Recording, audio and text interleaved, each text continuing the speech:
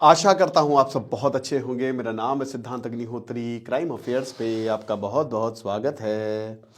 तो मैंने ये लेक्चर लिया था, इसलिए मैं इसको कंप्लीट करूंगा।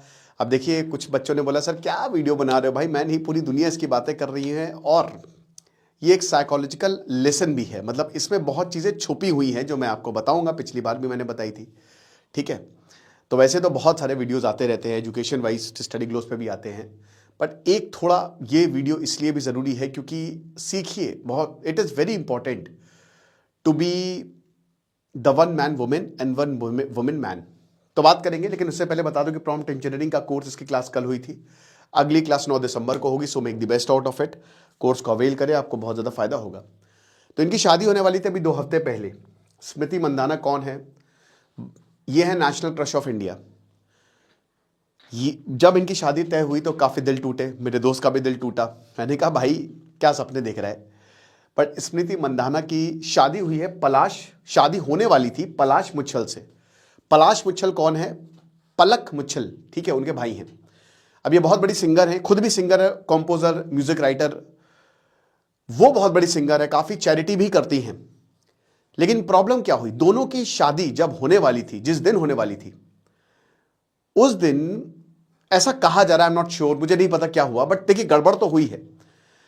इनको पकड़ा गया एक कोरियोग्राफर के साथ और कॉम्प्रोमाइजिंग पोजीशन कह रहा हूं, कॉम्प्रोमाइजिंग सिचुएशन में पकड़ा गया। फिर उसके बाद कहते हैं कि काफ़ी लड़ाई झगड़ा हुआ। इतना ज़्यादा लड़ाई झगड़ा हुआ कि स्मृति मंदाना के जो पिताजी हैं, याद रखिएगा ये सारी स्टोरी सर्कुलेट हो रही है, मुझे नहीं पता इसमें सच्चाई क्या है, लेकिन धुआं है तो आग है। तो जब पकड़ा गया तो भाई इतनी लड़ाई हुई, हाथापाई भी हो गई, और उसके बाद जो इनके पिताजी हैं वो हॉस्पिटल में हार्ट अटैक आ गया। अब बहुत बवाल मच गया पूरे मीडिया पे कि वेडिंग जो है वो कैंसिल हो गई, क्योंकि ये कहते हैं ना कि कुछ वेडिंग भारत इंतजार करता है। जैसे अभी आपने अंबानी की वेडिंग देखी थी, तो अब ये वेडिंग हुई नहीं, शादी हुई नहीं। अब क्यों नहीं हुई? देखिए वैसे तो दोनों फैमिलीज ने कुछ बोला नहीं। पीआर जबरदस्त एक्टिव, पलाश मुच्छल का गजब तरीके से एक्टिव हुआ, बहुत कुछ बोला गया। पलाश मुच्छल भी बताया कि वो भी हॉस्पिटल में भर्ती हो गए, क्यों हुए। फिर बोला कि मतलब दोनों के परिवार वालों ने बोला कि वेडिंग पोस्टपोन हुई है, अलग अलग खबरें आने लगी। अब उसके बाद जो टाइगर वुड्स के साथ हुआ था वही पलाश मुच्छल के साथ होने लगा। यहां पे कुछ औरतें जो है वो सामने आने लगी, स्क्रीनशॉट्स शेयर करने लगी व्हाट्सएप के। इसमें एक जो मॉडल है, क्या नाम था उसका मैं भूल गया, उसने अपने स्क्रीनशॉट शेयर किए कि देखिए कैसे मेरे पीछे पड़ा था। बल्कि मैंने बोला कि भाई तुम तो उसके गर्लफ्रेंड सॉरी बॉयफ्रेंड हो ना, बट इसने कहा कि नहीं नहीं कोई बात नहीं है, वो तो मैं बस ऐसे ही प्यार करता हूं। तो वही बताते हैं ना कि in search of silver you lost gold, बहुत लोग ऐसा भी कमेंट कर रहे थे। तो उसने बताया और फिर बोला कि तुम ही कोरियोग्राफर हो। एक्चुअली जिसका भी नाम आ रहा था पूरी पब्लिक उसके पीछे पड़ जा रही थी कमेंट बॉक्स में, मतलब ऐसी गालियां। तो सबने क्लैरिफाई किया। कोई एक द्विवेदी है, नंदिता द्विवेदी शायद, वो कोरियोग्राफर, उन्होंने क्लैरिफाई किया भैया मैं नहीं हूं, क्योंकि बताया जाता वो है, तो उनके पीछे ट्रोलिंग, मतलब एकदम कमेंट बॉक्स भर गया। मतलब मैं नहीं हूं भैया, मैंने कुछ नहीं किया। कौन है नहीं पता, बस लोग अपनी अपनी स्टोरी बना रहे।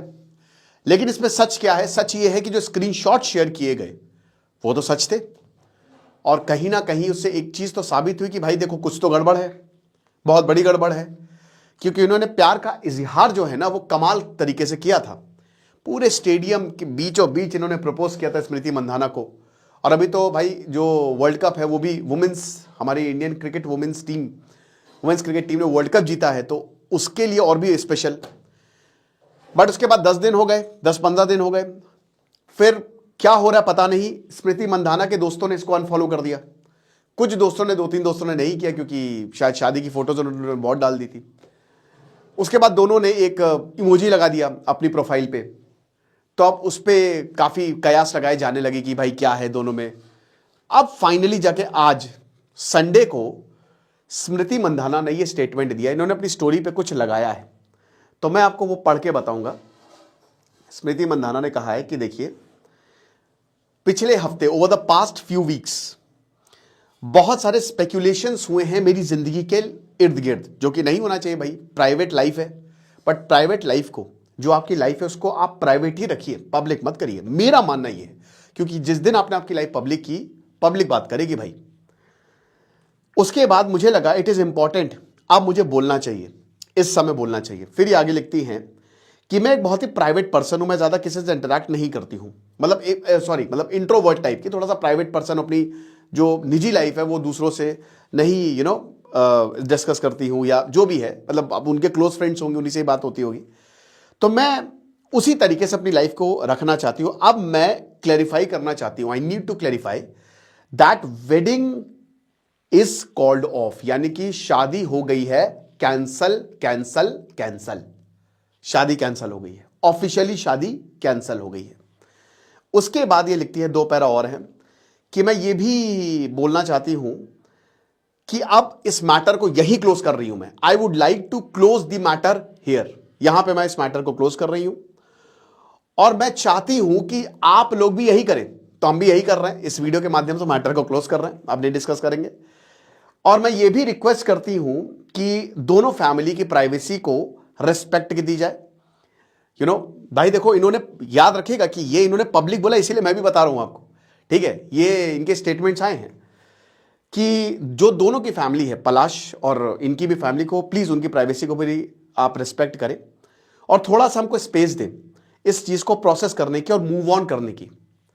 फिर ये लिखती हैं कि देखिए, हायर पर्पस है, एक हायर पर्पस, यानी कि एक दैवी ताकत, एक डिवाइन हम सबको गाइड करती है, और मेरे लिए हमेशा मेरा देश सबसे पहले है और वो सबसे ऊपर रहेगा, और मैं खेलती रहूंगी। अभी तो 28 साल के भी तो बहुत लंबा करियर है इनका, और भारत के ट्रॉफीज जीतती रहूंगी जब तक जीत सकती हूं, एंड दैट इज वेयर, वहीं पे मेरी पूरी की पूरी ताकत रहेगी।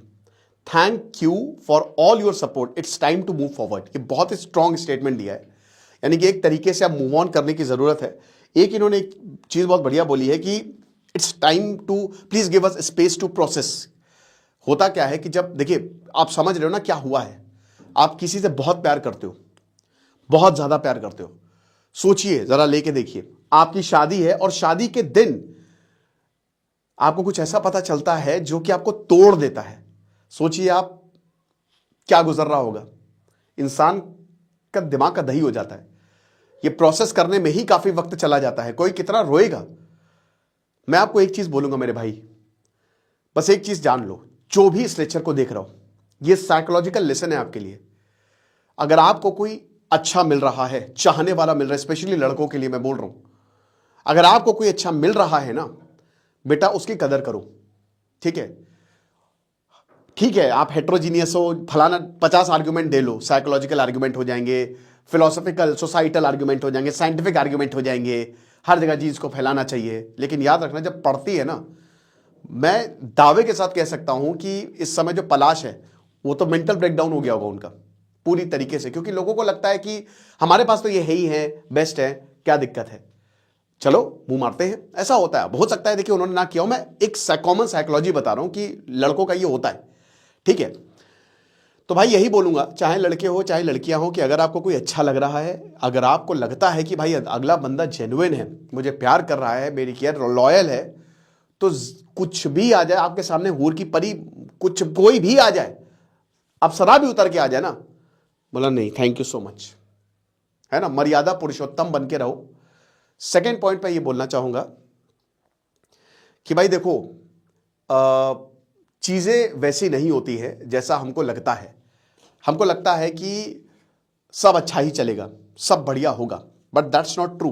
अभी मैंने आपको बताया कि भाई देखो, वन मैन वुमेन बन के रहो या वन वुमेन मैन बन के रहो, लेकिन कुछ भी चीज करो, कुछ भी चीज करो, हमेशा कंसीक्वेंसेस को ध्यान में रखो। बस जब भी आप कोई ऐसी चीज करने जा रहे हो, चाहे वो लाइफ में कुछ भी हो, ठीक है, अगर आपको चीट भी कर रहे हो तो भी हमेशा याद रखो कि इसका कंसीक्वेंस क्या होगा, ठीक है।